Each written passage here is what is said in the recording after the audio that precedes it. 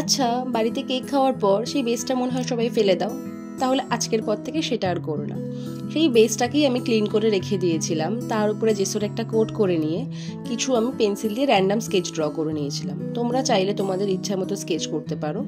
তারপরে আর কি আমি 3D লাইনার দিয়ে কিছু আউটলাইনার ড্র করে নিয়েছি ওই স্কেচগুলোর ওপরেই।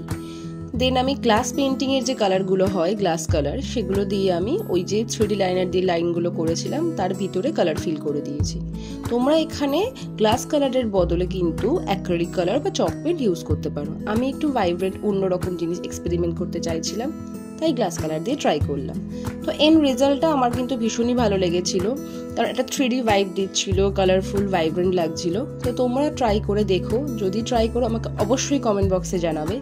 আর আমার এই কমপ্লিট কাজটা তোমাদের কেমন লাগলো জানাতে ভুলো না। আর ভিডিওটা যদি ইউটিউব থেকে দেখে থাকো তাহলে চ্যানেলটাকে একটা সাবস্ক্রাইব করে দিও, ফেসবুক বা ইনস্টাগ্রাম থেকে দেখলে ফলো করে যেও। আজকের জন্য এইটুকুই।